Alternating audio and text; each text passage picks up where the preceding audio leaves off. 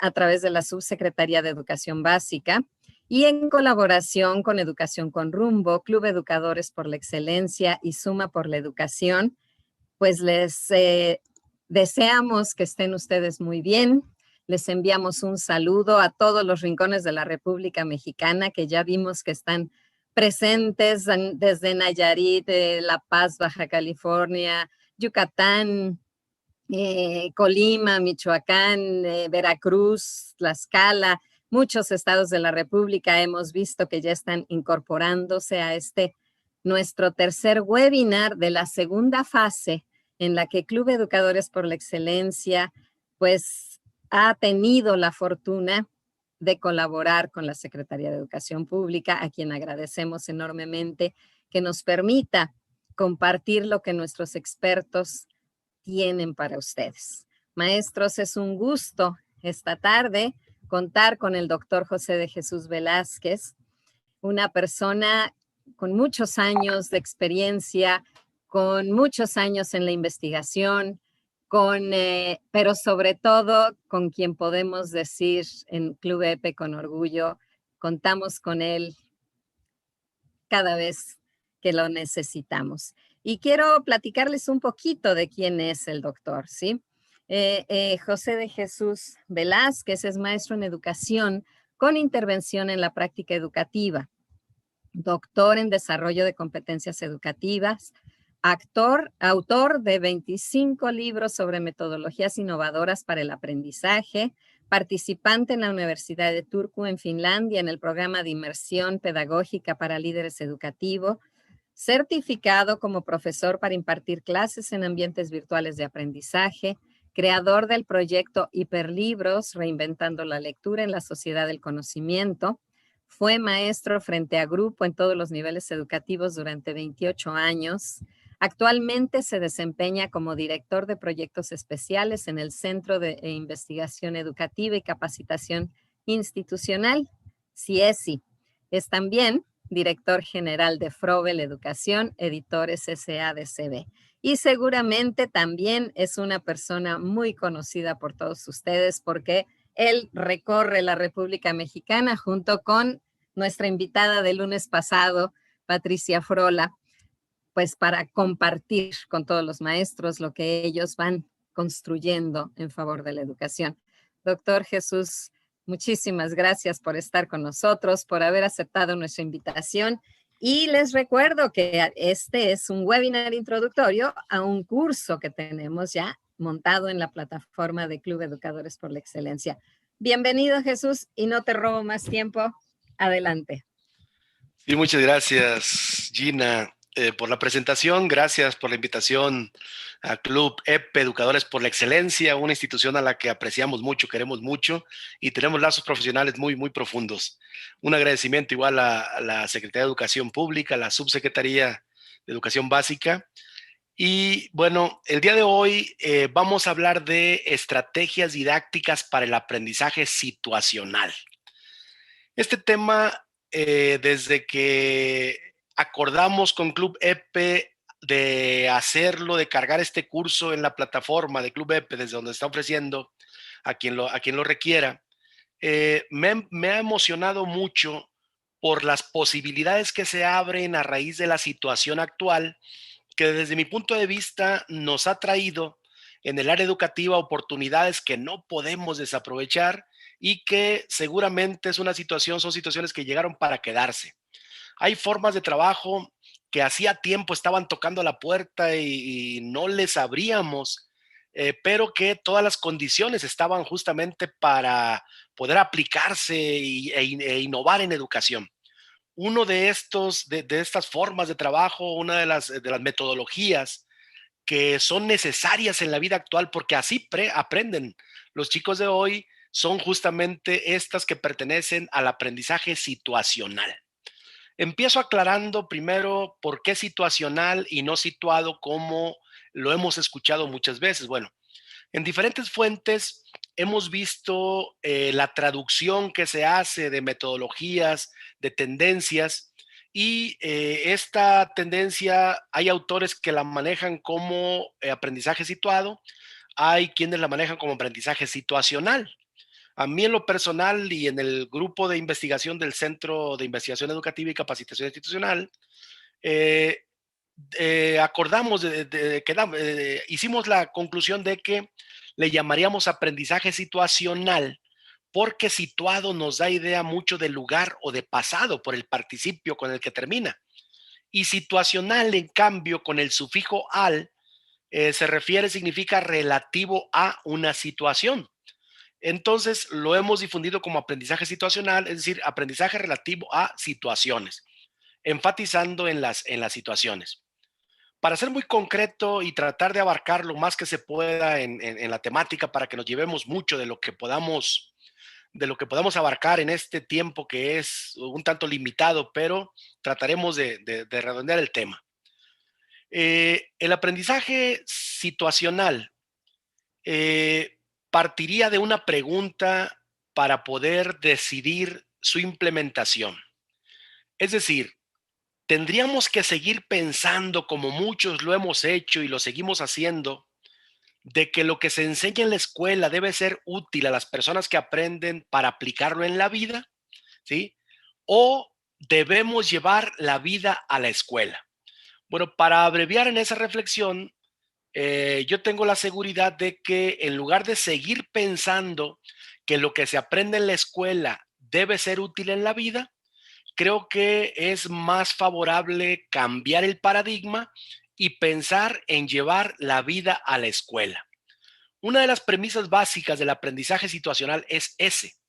Es decir, las situaciones cotidianas de la vida, los problemas, las necesidades, los sucesos de interés, se llevan a la escuela. ¿Por qué razón no es tan operativo, no es tan conveniente ni tan recomendable seguir pensando que lo que se aprende en la vida debe ser aplicable lo que se aprende en la escuela debe ser aplicable en la vida? Por una simple y sencilla razón. La vida va mucho más rápido que la capacidad de la escuela para renovarse, para cambiar sus contenidos, para modificar la currícula. ¿Sí? Es decir, la vida va mucho más rápida.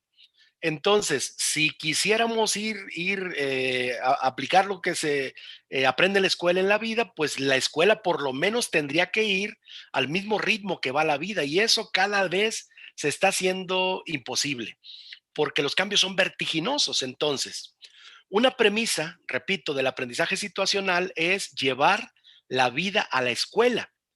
En la escuela será una atribución del maestro convertir eso que se trae de la vida, que a los chicos, que a los jóvenes, los niños les es significativo, convertirlo en situaciones de aprendizaje, que de entrada debe de asumirse que estas situaciones de aprendizaje son complejas, porque la vida misma es compleja. Entonces, esa complejidad debe abordarse desde el diseño que realiza el docente. Entonces, otra premisa fundamental del aprendizaje situacional es que si vamos a analizar, a buscar soluciones alternativas, a tratar de encontrar la explicación a ciertas situaciones complejas que se llevan a cabo en la vida, no podríamos hacerlo desde la perspectiva de una sola asignatura o de dos. Y eso implica cambiar otro paradigma escolar que está relacionado con la parcialización, con la parcialización que se hace de los contenidos que atienden a la realidad, pero esa realidad compleja se aborda en la escuela desde la perspectiva de las disciplinas, de las asignaturas. Y eso hace que la vida se fragmente, que no tenga una visión holística, una visión más global, más completa. Por lo tanto, un reto del aprendizaje situacional es darles a las situaciones complejas de la vida que se analizan en la escuela, darles un tratamiento multidisciplinar. Y una de las barreras que habrá que romper, sobre todo en los niveles y modalidades educativas donde cada quien se hace cargo de una asignatura, es la comunicación. Es empezar a hacer proyectos multidisciplinares, con tratamiento transversal a veces, y buscar esa integralidad de un producto al que todos le vayan abonando desde su disciplina, por supuesto, pero sin perder la visión de la totalidad, sin perder esa visión de conjunto. En el caso de los niveles de preescolar, primaria, secundaria, telesecundaria, no habría mucho problema para ese tratamiento multidisciplinar porque es el mismo docente el que se hace cargo prácticamente de todas las asignaturas.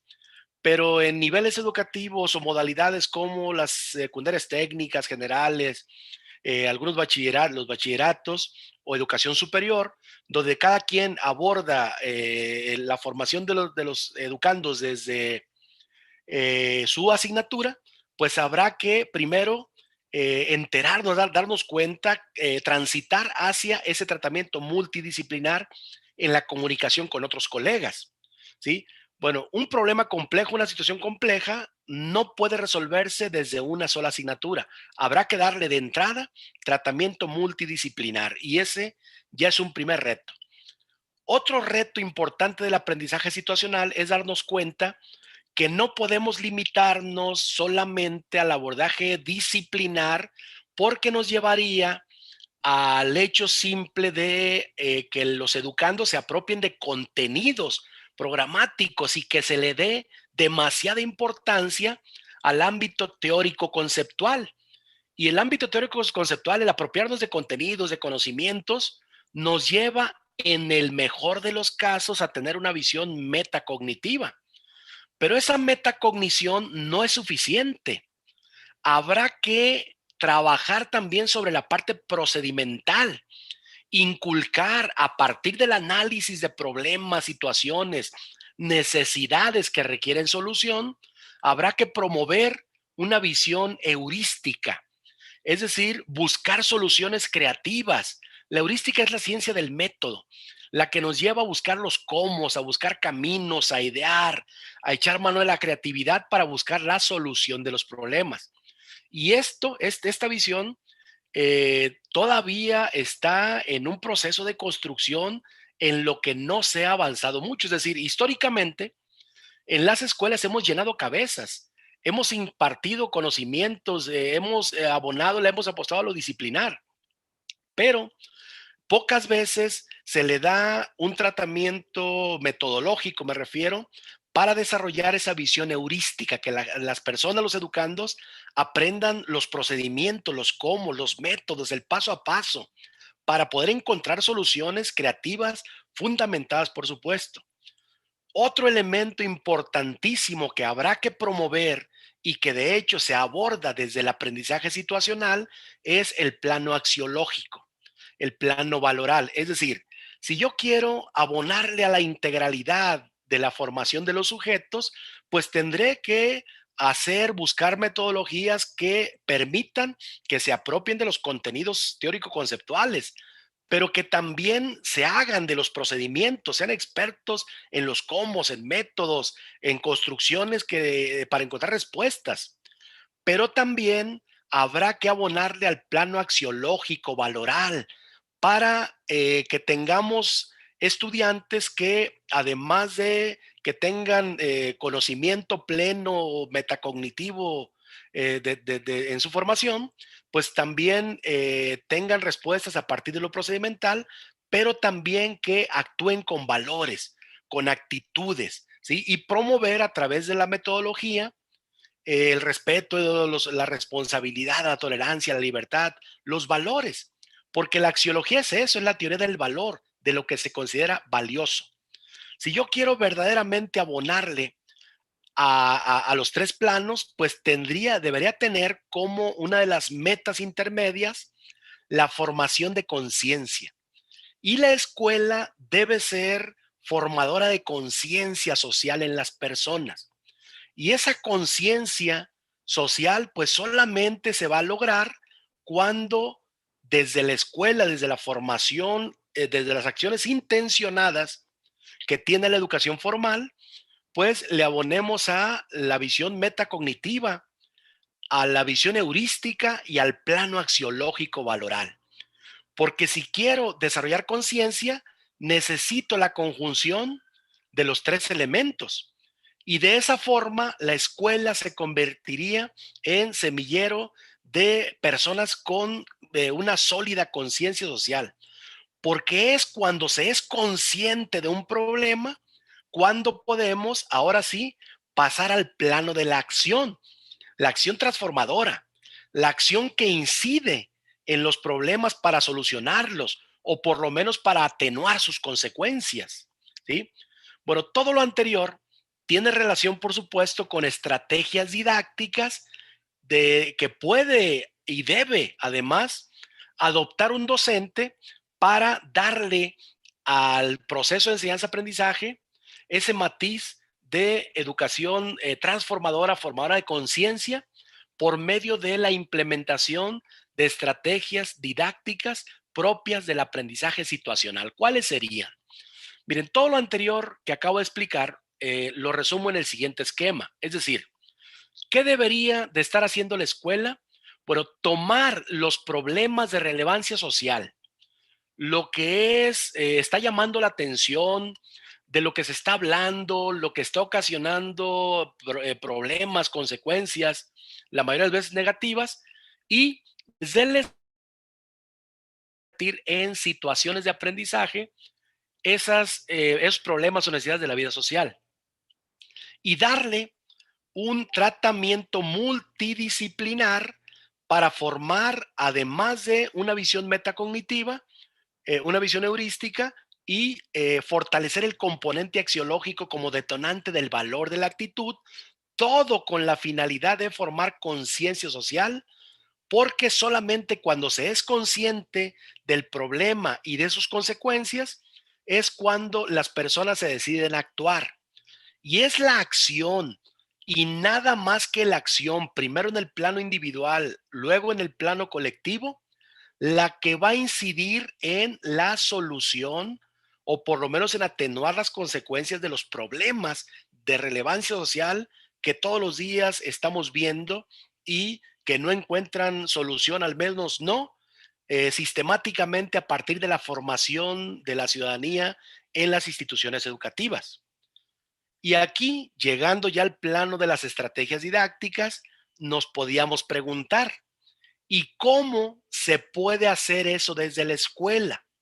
¿Cómo un docente, cómo un colectivo escolar le podría darle ese tratamiento, podría hacia la formación de la conciencia a partir de los programas educativos, a partir de los contenidos que están en nuestros programas con la forma de aprendizajes esperados o de competencias disciplinares, competencias genéricas específicas? Bueno, la vía para poder avanzar en eso justamente son las estrategias didácticas para el aprendizaje situacional. ¿Cuáles son? Bueno, en el límite temporal de este webinar voy a abonar a hablar un poquito de el aprendizaje basado en problemas, como una alternativa, como una estrategia didáctica del aprendizaje situacional. Voy a hablar del aprendizaje basado en proyectos, como otra forma de trabajo, del aprendizaje basado en fenómenos, del aprendizaje basado en desafíos o retos, del aprendizaje basado en casos, del aprendizaje basado en el servicio, ¿sí? Básicamente, esas seis estrategias son las que voy a abordar y si nos alcanza el tiempo, espero que sí, vamos a ver cómo se insertan en el diseño de una situación de aprendizaje, ¿ok? Pues vamos allá, vamos allá. Miren, si yo quiero abordar los contenidos que vienen en los programas a partir de estrategias didácticas del aprendizaje situado, bueno, tendría primero que conocerlas y luego saber cómo se insertan en una situación de aprendizaje. Vamos a conocerlas, a darle un repaso rápido sobre cada una de ellas, ¿ok? Primero, la más conocida estrategia y que seguramente todo mundo ha trabajado en algún momento con esta forma, con esta estrategia, es el proyecto. Le llamamos a veces método de proyectos, le llamamos a veces aprendizaje basado en proyectos y en algunos países le llama al ABP, que acá conocemos como aprendizaje basado en problemas, en otros países le llaman ABP al aprendizaje basado en proyectos. Por eso, y para evitar una confusión, por eso yo le puse ABPRO, aprendizaje basado en proyectos, ¿sí? Un proyecto es todo aquel trabajo planeado, estructurado, donde se visualiza con anticipación el producto final. El proyecto, etimológicamente proyecto significa lanzar hacia adelante. Eso es proyecto. Y entre los rasgos distintivos que tiene el proyecto es que los estudiantes participan en la toma de decisiones sobre lo que se va a trabajar. Adicionalmente, todo proyecto tiene un cronograma o tiene un plan de trabajo donde se enlistan las acciones, los tiempos, recursos responsables, el seguimiento y la evaluación de lo que se va a llevar a cabo, ¿sí? Ese es un proyecto y es el de los más conocidos, tan antiguo, bueno, que desde 1901 Kilpatrick hablaba de ello. Y las fases de este proyecto no han cambiado en lo sustancial, es decir, hablamos de 4 fases. Un proyecto tiene una planeación primero, ¿sí? Y en esa planeación existe primero un diagnóstico para conocer el problema, la necesidad de lo que se va a hablar, de lo que se va a trabajar, ¿sí? Existe igualmente una organización donde está, bueno, un objetivo, propósito general, hay a veces objetivos específicos, metas, y existe un listado de acciones para poder llevar a cabo, pero enmarcadas en un plan de trabajo, donde las acciones tienen, además de estipular qué se va a hacer, se marca claramente en el plan de trabajo en qué tiempo, en qué fecha se va a realizar, cuánto, con qué periodicidad, si son actividades permanentes, si son actividades temporales. Y adicionalmente se estipula ahí quién o quiénes son los responsables de las acciones. Si esto implica recursos, hay una previsión de recursos y existe también un seguimiento de esas acciones y una evaluación. Si todo esto es la planeación y la organización del proyecto. Ya con esa debida planeación, bueno, viene la ejecución del mismo con la supervisión permanente del docente en ese trabajo que los estudiantes están realizando para posteriormente dar paso a la exposición de resultados por parte de quien llevó a cabo el proyecto y viene la evaluación, por supuesto, por parte del docente a partir de lo que visualizó, de lo que estuvo presenciando y del desempeño de sus estudiantes, ¿sí? Bueno, quienes han trabajado aprendizaje basado en proyectos no me dejarán mentir que por lo regular los estudiantes, cuando el proyecto está bien diseñado y como parte de su interés, es altamente rico en aprendizaje, pero sobre todo en entusiasmo por parte de los chicos. Y a más de alguno, los proyectos que elaboran los estudiantes, ¿sí? Son de verdad sorprendentes por lo que logran, cómo les ponen, qué investigan, qué traen como recursos y nos sorprenden.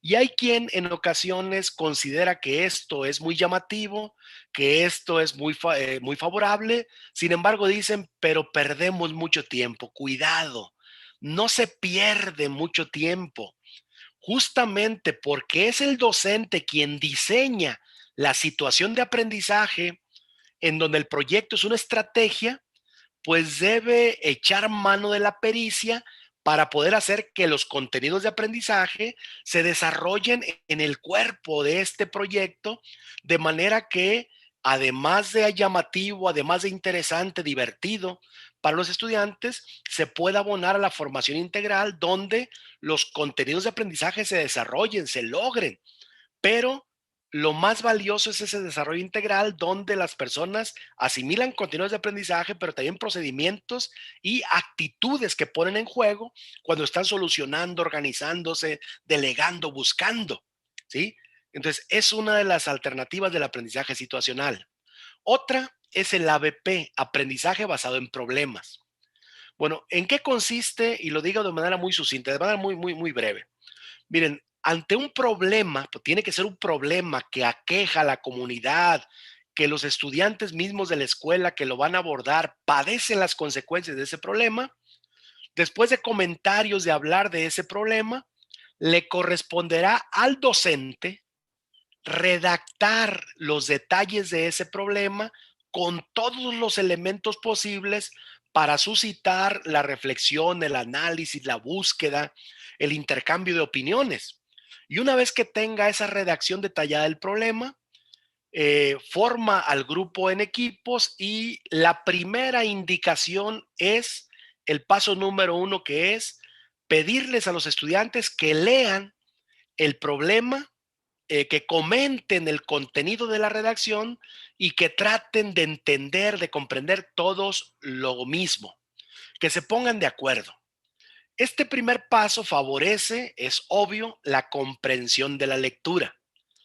Adicionalmente, favorece la negociación de significados, porque ante conceptos donde cada quien tiene construcciones diferentes, significados diferentes, se negocian esos significados y se llegan a acuerdos a partir de la lectura y la comprensión del planteamiento que hace el docente, que siempre va a ser un mediador, que siempre va a ser un recurso de apoyo.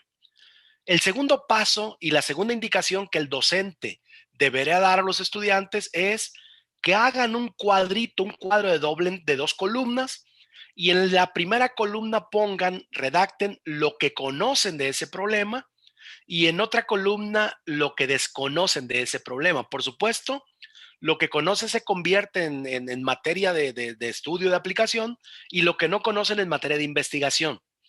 Este cuadro de 2 columnas no es otra cosa más que la puerta de entrada a la metacognición, a la conciencia de lo que sé y a la conciencia de lo que ignoro, ¿sí? Es bien interesante este segundo paso. El tercer paso es solicitarles a los estudiantes que participen en una lluvia de ideas aportando posibles soluciones a los problemas. Y este tercer paso tiene una gran relevancia porque cuando algunos estudiantes aportan una solución creativa, habrá quien exprese frases que descalifican la opinión que tiene el estudiante que aporta una posible solución, que a veces parece descabellada o absurda. Bueno, el papel del maestro ante esa lluvia de ideas y garantizar el flujo de ideas, el flujo del pensamiento, que sea libre, que opinen, que aprendan a opinar sin descalificaciones, sin frases asesinas de decir así no, ¿cómo crees? No se puede. Porque las frases asesinas matan a las ideas antes de darles siquiera la oportunidad de llevarlas a cabo, de ponerlas en práctica. Y repasemos, ¿cuántas ideas empezaron en la historia de la humanidad siendo absurdas y cambiaron la vida? Lo hizo Copérnico con la teoría geocéntrica versus heliocéntrica. Lo hizo Galileo cuando la Tierra dijo que la Tierra se movía, ¿sí? Lo hizo el inventor de las escaleras eléctricas cuando dijo, ¿por qué en lugar de que yo suba las escaleras, por qué no las escaleras me suben a mí? ¿Sí? Lo hizo Luis Pasteur cuando propuso que una enfermedad podía combatirse con el mismo virus que la ocasionaba e inventó las vacunas. Es decir, a veces esa idea que parece absurda, ¿sí?, que desafía el estado de cosas, probablemente sea ni más ni menos que una idea que va a revolucionar el pensamiento y la vida de la sociedad. Entonces, está en nuestro papel, está en nuestras funciones garantizar esa libertad de pensamiento, ¿sí? El que las personas se expresen, aprendan a expresarse y que no tengan temor a las descalificaciones porque justamente es lo que el maestro regula. Después de opinar, después de dar a conocer ideas, se elige una que se considera que es viable, y a partir de esa idea o de esa idea sobre la solución del problema, se diseña un procedimiento planeado para solucionar ese problema.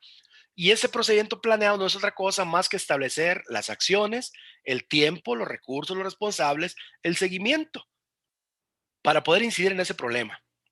Posteriormente, cuando ya se diseñó el procedimiento de solución, se ejecuta lo planeado y se evalúa posteriormente. Bueno, el ABP, más allá de que nos lleve a la solución de un problema o no, el trayecto es altamente rico en aprendizaje, ¿sí? Se aprendieron muchísimas cosas más allá de la solución del problema, ¿sí? Entonces, el proceso es muy rico en esta alternativa. Otra alternativa también muy recomendable es trabajar con casos. El aprendizaje basado en casos, método de caso. Un caso es un tanto similar al problema, pero el caso se compone de una historia, de una narrativa congruente, organizada, en donde se involucra a las personas que lo analizan, no nada más intelectualmente, porque sí tiene elementos de discusión que requieren de tratamiento intelectual, pero el caso tiene básicamente la finalidad de involucrar afectivamente a los estudiantes para llevarlos al plano de asumir postura, de tomar decisiones. El caso se redacta así con una introducción que engancha al lector por la situación que se plantea. Hay una sección breve donde se expone el contexto en donde se lleva a cabo y el cuerpo del caso en sí se puede subdividir en subsecciones para poder facilitar su comprensión y la lectura del mismo, ¿sí? Y adicionalmente, bueno, pudieran incluirse también en apéndices, notas al pie, anexos que ayuden a entender el caso. Ante cualquier situación que se discuta con el método de caso, cualquier situación que se discuta, siempre vamos a tener frente a nosotros puntos de vista diferentes.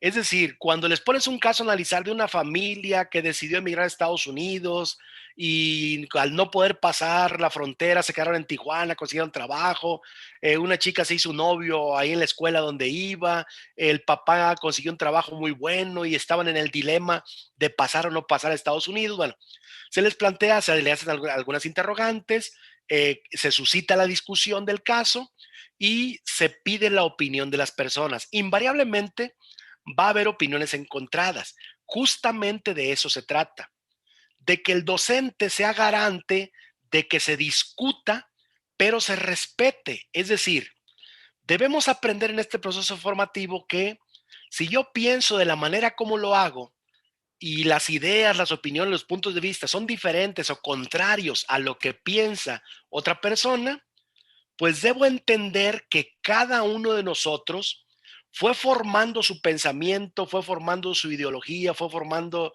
su manera de ser, de pensar, a partir de las circunstancias que le tocó vivir.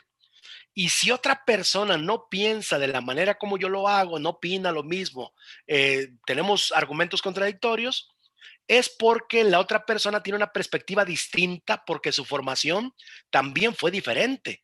Su historia de vida y sus circunstancias son distintas. Entonces, ¿cómo voy a aspirar a que pensemos igual si nuestras circunstancias de vida fueron distintas? Y esa es la parte fundamental.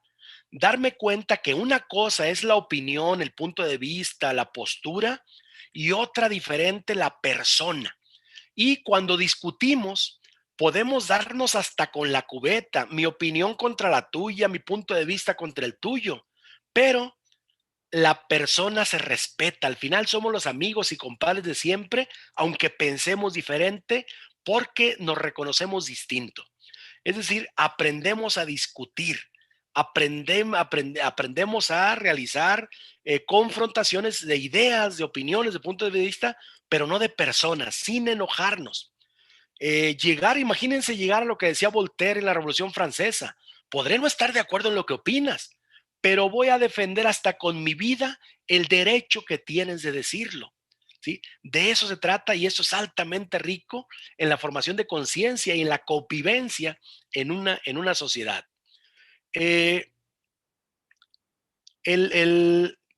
Otra alternativa es el aprendizaje basado en el servicio, algo muy recomendable.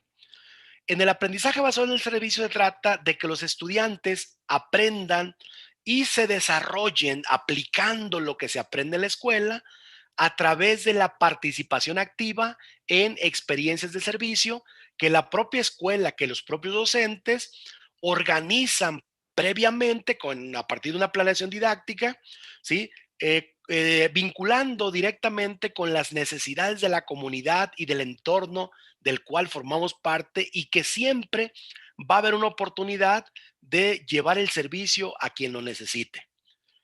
Con el aprendizaje basado en el servicio se fortalece lo que se enseña en la escuela porque extiende el aprendizaje más allá de los límites de la escuela y fomenta, claro, además de los contenidos de aprendizaje, ese sentido de responsabilidad, de conciencia, de cuidado y de servicio a los demás. El aprendizaje basado en el servicio tiene 5 fases.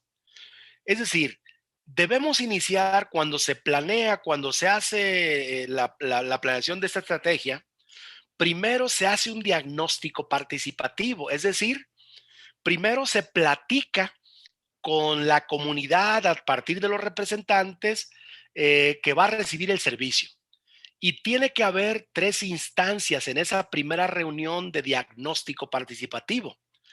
El representante o los representantes de la comunidad que va a recibir el servicio, un representante de la escuela, ¿sí? Y los estudiantes que son quienes van a prestar ese servicio.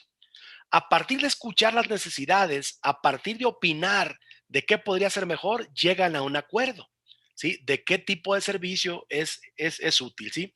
Es un diagnóstico participativo.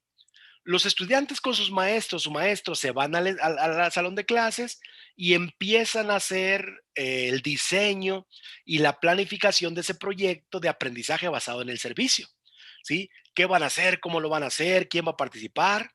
Y un elemento importante es una fase de alianzas y de recursos, porque lo más seguro es que se requieran recursos y se tenga que definir cómo se van a obtener para poder llevar a cabo el servicio, que puede ser el ayudarlos a mejorar sus viviendas, el hacer una campaña de reforestación, de ecología, etcétera, etcétera, junto con la comunidad, ¿sí?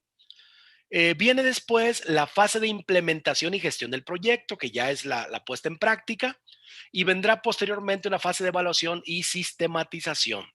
Bueno, esto ayuda mucho a los estudiantes en su formación porque además de aprender, de aplicar lo aprendido, están desarrollando ese sentido de responsabilidad social a partir de ayudar a otros. Aclaración importante, no es dádiva, no es caridad.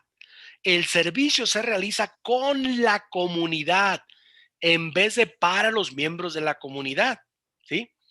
Y lo obvio, los participantes de la comunidad que son receptores de ese servicio, pues se benefician directamente con eso, pero también los estudiantes se benefician con la adquisición de conocimientos, habilidades, actitudes, ¿sí? Que son de suma importancia en su formación integral. Es una muy buena alternativa el aprendizaje basado en el servicio. Otra alternativa es el aprendizaje basado en desafíos o retos.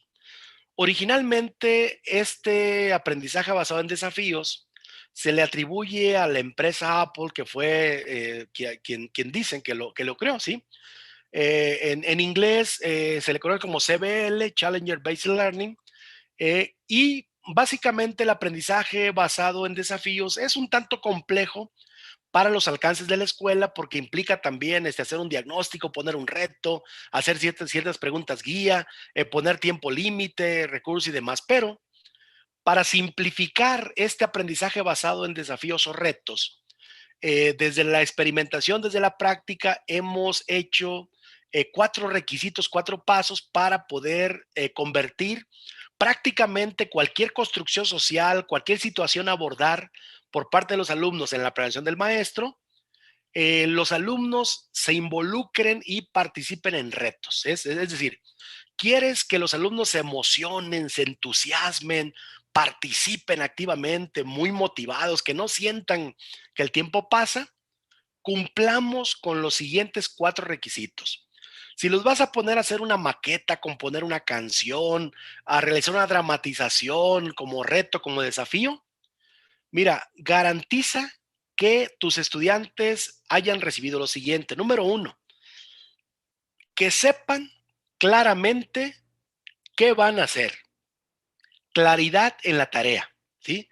Y no demos por hecho que si van a hacer una maqueta, un mapa mental, así de forma colaborativa, lo saben, ¿sí? Es decir, yo no puedo dar por hecho que porque esa es muy fácil saberlo, que porque es lógico, si es de sentido común, no, no, yo garantizo primero que entiendan lo que se les está pidiendo. Primer gran requisito. Segundo, esa construcción, ese hacer en la maqueta, el componer una canción, realizar un mapa conceptual, un mapa mental, un libro artesanal, una dramatización, lo deben hacer a partir de la construcción social, a partir de la colaboración con otros, ¿sí? Construcción social.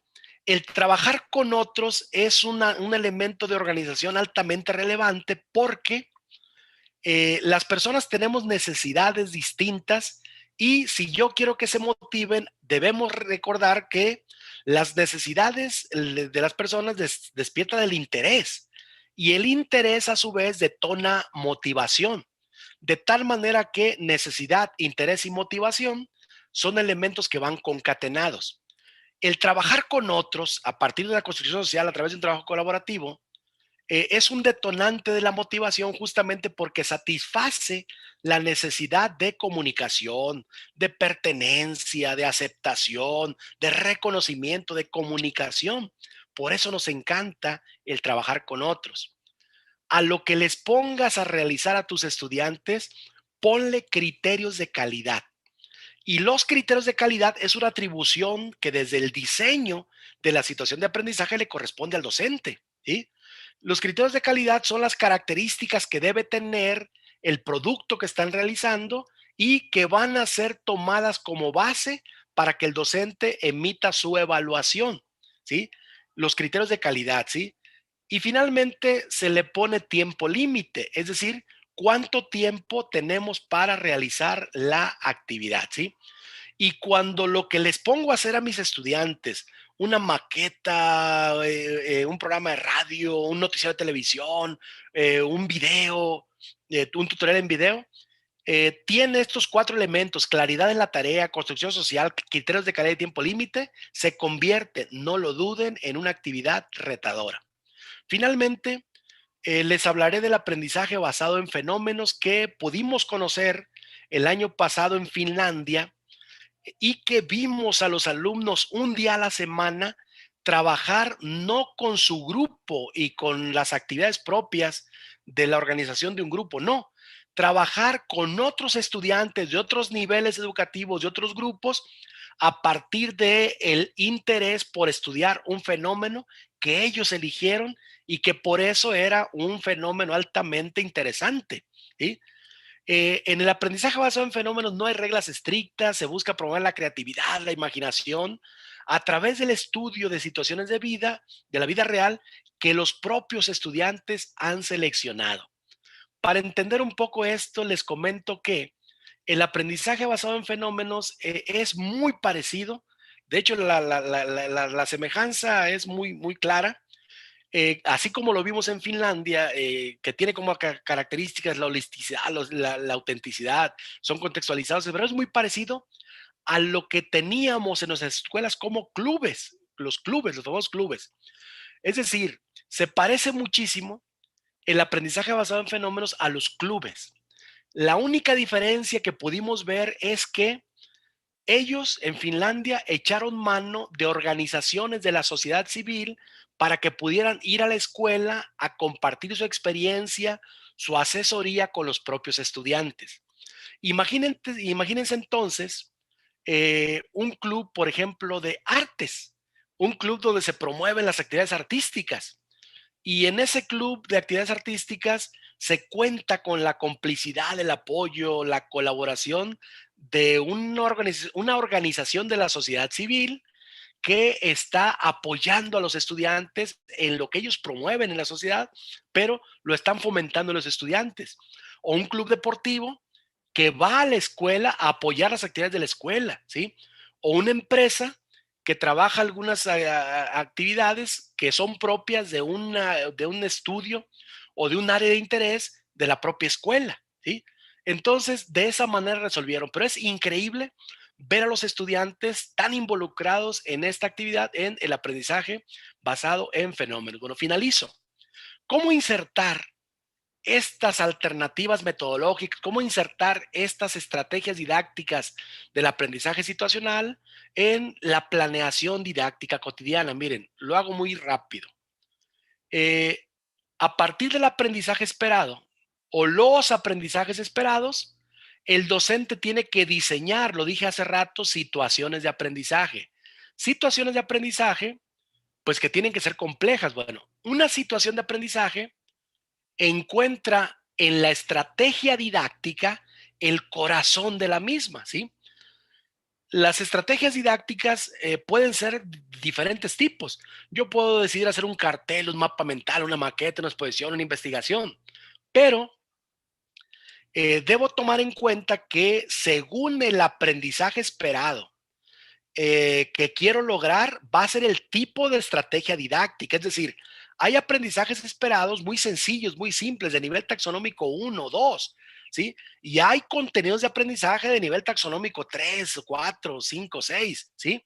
Entonces, las estrategias también tendrían que clasificarse en un nivel acorde al tipo de aprendizaje que se quiera construir. Ejemplo, si mi estrategia, si mi contenido de aprendizaje dice identifica, nombra, enlista, miren, utilicemos estrategias de nivel taxonómico 1, que son aquellas que promueven la adquisición de conocimientos en los estudiantes, como un resumen, un cuadro comparativo, un cuadro sinóptico, un mapa conceptual.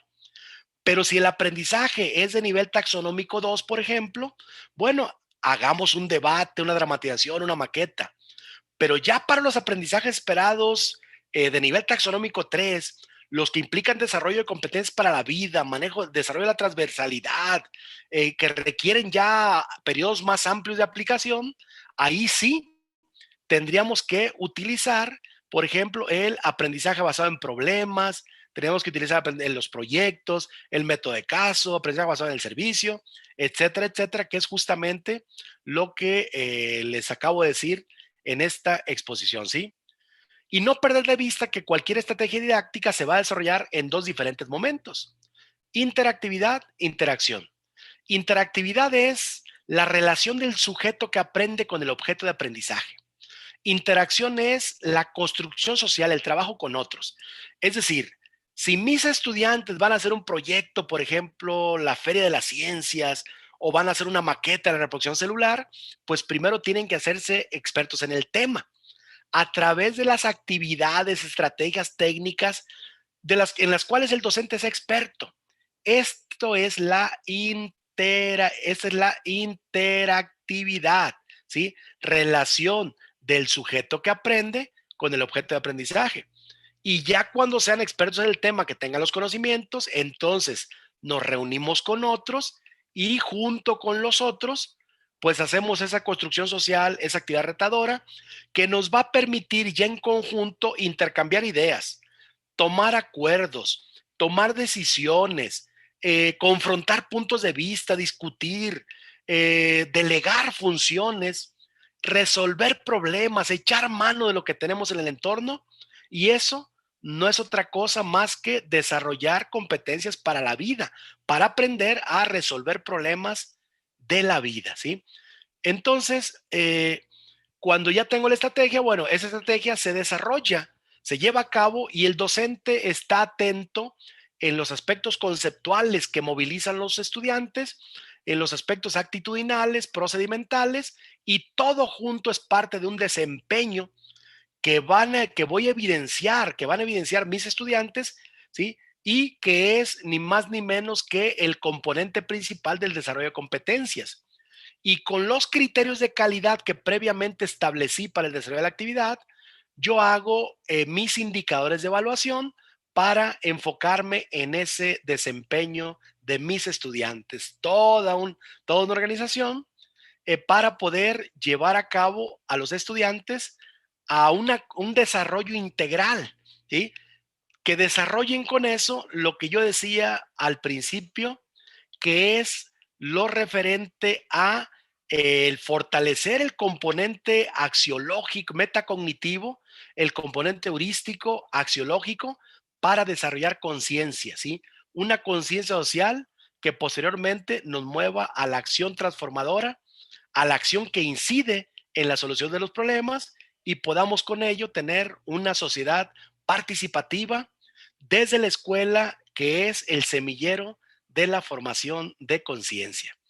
Pues les agradezco mucho su atención. Prácticamente con eso estaríamos dándole redondeando la temática, y pues no me quedaría más que esperar algunas preguntas por aclarar si es que hay alguna participación de su parte. Muchas gracias.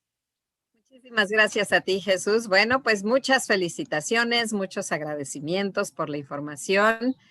Nos dicen que es información muy importante, que les está quedando muy claro.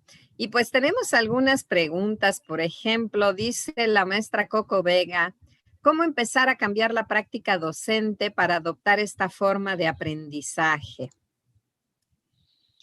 Sí, una de las cosas importantes es que nos debe quedar claro que no se trata de dejar de hacer lo que estoy haciendo, y menos si eso que estoy haciendo lo hago bien, y menos si es lo único que sé hacer, ¿sí?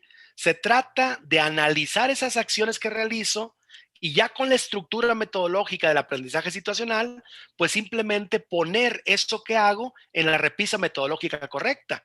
Lo más seguro es que me voy a dar cuenta que eso que hago solamente le abona al plano conceptual, por ejemplo, ¿sí? Entonces habrá que incorporar que solamente estoy haciendo que mis alumnos entiendan el tema y estoy evaluándolo sobre ello.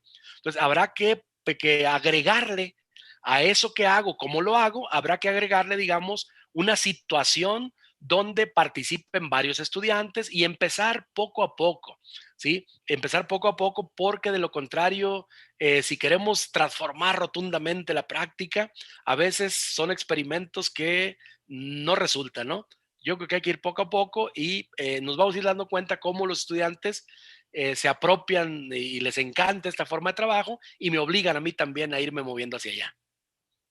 De lo contrario, nos desesperamos, nos frustramos y volvemos a lo de siempre, ¿no? Sí, Entonces yo así creo es, así es. me parece que ese sería ideal. El maestro Gustavo Martínez nos pregunta, ¿cómo le haríamos para que los padres comprendan y apoyen en las tareas a sus hijos? Ujú. Miren, si algo nos debe quedar claro en este momento es que los padres de familia no son un recurso pedagógico, ¿sí? Es decir, a quien le toca diseñar las situaciones de aprendizaje, a quien le toca verificar que se lleven a cabo con las evidencias, es a mí. Yo podría pedirles a los papás solamente como que fueran como un puente de información, que me den a conocer qué es lo que hacen, que me manden los productos. Y lo que sugiero es lo siguiente: aprendamos a hacer diseño instruccional, que lo entiendan los estudiantes y que lo entiendan también los papás, no para que les den la clase, sino para que verifiquen y entiendan lo que están haciendo. Y el diseño instruccional, al menos ahora para la educación a distancia, se compone de 4 elementos sencillitos. Uno, tú debes decirle a tus estudiantes de dónde van a obtener la información. Y la instrucción toma la forma siguiente. Se les dice, por ejemplo, consulta tu libro tal en la página tal, o ve el video tal, ¿no? Escucha la sesión de Aprende en Casa tal, ¿no? ¿De dónde se toma la información?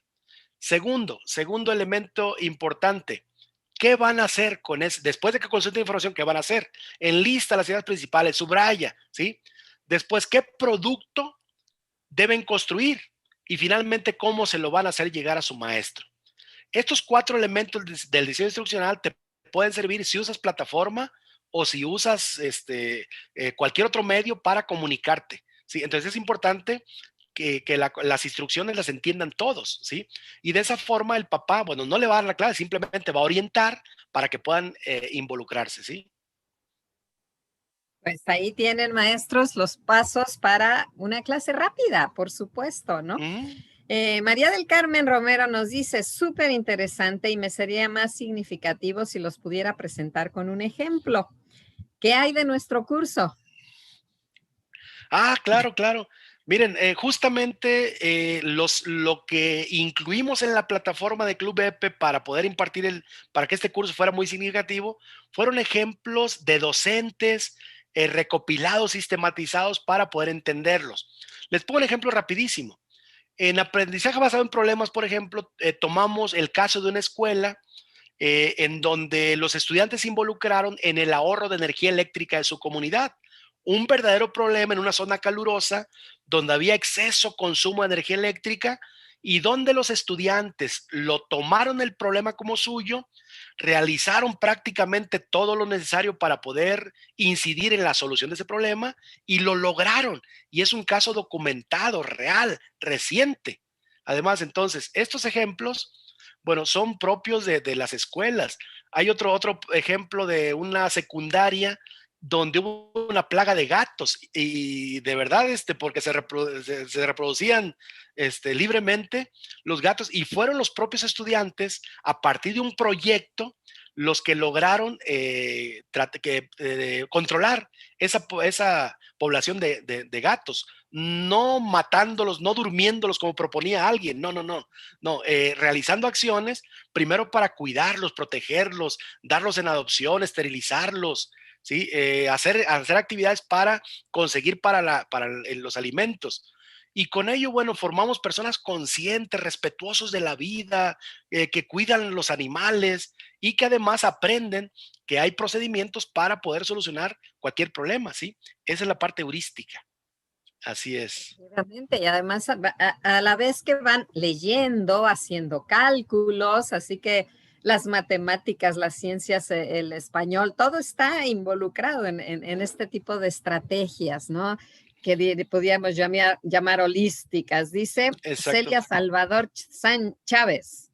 ¿Cómo reconocer los niveles taxonómicos en los aprendizajes? Me imagino que en los aprendizajes esperados.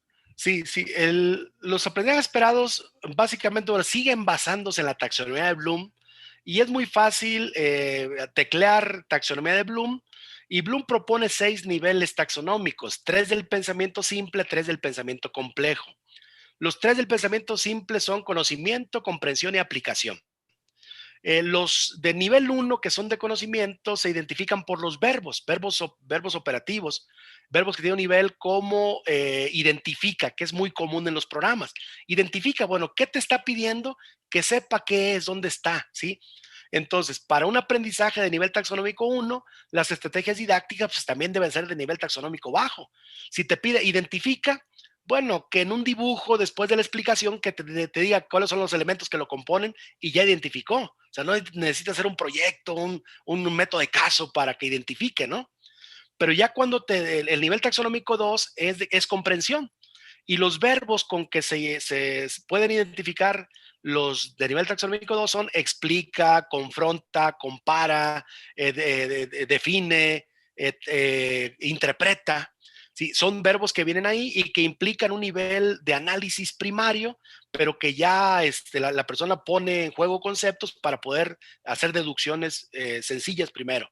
El nivel taxonómico 3 es aplicación y los verbos son realiza, utiliza, resuelve, ¿sí? Que implican ya poner en práctica lo aprendido.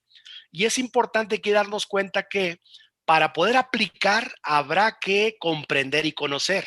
¿Sí? Entonces, si yo quiero diseñar situaciones de aprendizaje, pues elijo los aprendizajes de nivel taxonómico más alto, diseño con ellos un proyecto, un problema, un caso, y jalo a partir de la ejecución y la búsqueda de información y la confrontación de ideas los aprendizajes esperados de nivel taxonómico más bajo. Recordemos que el docente es un diseñador de situaciones de aprendizaje y es él con su dominio, con su área de experiencia, el que debe de dar las soluciones a esa estructura que debe tener una situación de aprendizaje, ¿sí? Porque el diseño implica creatividad, el diseño implica sello personal, el diseño implica iniciativa, ¿sí? Y le toca al docente. Algo decimos que educar es un arte. Y pues para Totalmente. hacer arte, pues hay que ser creativos, ¿no? Así es. Pues bueno, ya estamos por concluir. Queremos agradecer a Jesús el que haya aceptado nuestra invitación.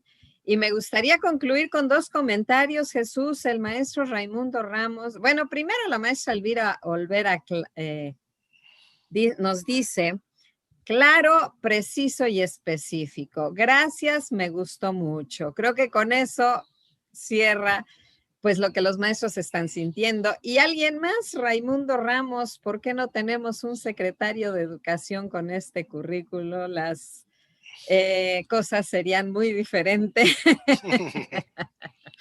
Así que bueno, pues ya vete pensando en la postulación, Jesús. Muy bien. Me parece que nos está llegando una última. Vamos Muy a bien, muy bien. considerar de la maestra Nilvia Margarita Lizama Guerrero. ¿Cómo saber más a fondo sobre los procesos de evaluación para estas situaciones de aprendizaje? Maestra Nilvia, pues los estamos invitando al curso que tiene el mismo nombre precisamente de este webinar. Recuerden que los webinars son introductorios. Si quieren ustedes profundizar en la plataforma de Club EPE, tecleando clubepe.com, van a encontrar el curso diseñado precisamente por el doctor Jesús Velázquez para ustedes, para profundizar en cada una de estas estrategias, ver ejemplos y ver cómo se evalúa cada una de estas estrategias. Pero, sin embargo, le pregunto al doctor Jesús, ¿qué más van a encontrar ahí? Sí, este curso que diseñamos para poder impartirlo con Club EPE, que además tienen la opción ustedes de contratar inclusive asesoría personalizada en la misma página, pues es precisamente un curso muy práctico, tomado de los ejemplos por una simple razón. Por ahí en el currículum ustedes pudieron ver que soy creador de los seminarios Prometea. Seminarios Prometea significa producción mediada de textos académicos y formamos un colectivo de docentes que conocen muy bien la realidad de nuestro país para poder estudiar temáticas de vanguardia, de actualidad, tendencias que nos permitieran tener ejemplos, aplicaciones contextualizadas. Porque es muy común la queja de decir, es que son modelos extranjeros que se aplican, es que allá funciona, pero acá cómo va a funcionar. Bueno, queremos que funcione, hagámoslo nosotros, hagamos que suceda. Y fue justamente lo que hicimos. Creamos, aplicamos, evaluamos, y lo que está en el curso de la plataforma del Club EPE son esos ejemplos de docentes reales, de escuelas reales, en donde van a encontrar un ejemplo de la Sierra de Oaxaca, pero también un ejemplo de nivel media superior de Ciudad Valles en San Luis Potosí. Cuestiones muy claras, muy concretas, porque esto no es nada más teoría. No, son recursos para la práctica y para enriquecer por una simple razón. ¿Quieres que mejoren los resultados de tu escuela, de tus alumnos? Mejora las prácticas. No hay fórmulas mágicas y la vía es mejorar las prácticas. Así es. Efectivamente. Pues Jesús, no sabes cuánto agradecemos nuevamente. Recibe las felicitaciones y los agradecimientos de toda tu audiencia. Y pues creo que ya se llevan en su maleta, maestros, varias herramientas que pueden empezar a aplicar, como les dijo Jesús, de una manera paulatina, poco a poco. Roma no se construyó en un día, hay que ser perseverantes, hay que irnos con calma, pero sí implementando cosas diferentes. Nuestros alumnos lo están demandando. Entonces, pues, mil gracias, Jesús. Un abrazo desde acá. Que la salud abunde entre todos nosotros. Jesús, tu familia, maestros, ustedes y sus familias, síganse cuidando. Muchísimas gracias por seguir con nosotros. Recuerden que todavía nos quedan otros lunes de reunión para seguir aprendiendo, para seguir viendo qué más podemos hacer en las aulas. Así que, pues sin más, nos despedimos. Bueno, va un regaño, maestros, por ahí que también recibimos. Bueno, me da pena, pero yo creo que tiene razón la persona que escribió esto. Dice, ya pongan atención, se la pasan mandando saludos para decir que sí están viendo el webinar. Yo creo que no es necesariamente para decir que están viendo el webinar, pero si ustedes quieren registrar, que quede registro de su asistencia, recuerden que al final pues se llena la encuesta de satisfacción y con eso podemos darnos cuenta que estuvieron. ¿Por qué nos piden esto? Bueno, seguramente por el mismo problema que tenemos nosotros, que son tantos los mensajes, porque son muchas las personas interesadas, cosa que agradecemos al universo, a la SEP y a al interés de todos los maestros, que corre muy rápido, entonces es difícil ver las preguntas, es difícil rescatar los comentarios de entre tantos presentes, saludos. Entonces, bueno, fue un regaño de un maestro que, bueno, no se puede ver el nombre, solamente MABC, pero bueno, Se los dejo de tarea, maestros. Muchísimas gracias por estar, muchísimas gracias por seguirnos. El próximo lunes vamos a hablar sobre la activación física. ¿Qué tan importante es ese proceso dentro del aula y ahora en estos tiempos también para nuestros chicos? ¿Qué tan importante es trabajar la activación física? La educación física a veces, pues no sé, me parece que es como un terreno que hemos ido como haciendo a un lado y es tan importante para que el cerebro funcione, para que genere endorfinas, para que aprendan nuestros alumnos que los invitamos porque seguramente va a estar muy interesante y yo espero divertida porque los maestros de educación física tienen ese feeling de ponernos activados. Jesús, gracias. Muchas gracias, Maestros, gracias Gina, gracias al Club EPS que tengo que ser igual. un Igualmente, gracias abrazo. maestros, maestras, adelante, gracias. Ahorita les vamos a mostrar, por favor, el código para que puedan ustedes ingresar a nuestra página y tomar el curso, concluir el curso del maestro, del doctor Jesús. El cupón es ECRJJB 2021. Con ese cupón pueden ustedes ingresar y tener un mes gratis para tomar cualquiera de nuestros cursos. En este momento es Estrategias Didácticas para el Aprendizaje Situacional. El autor, Jesús Velázquez. Muchas gracias, maestros.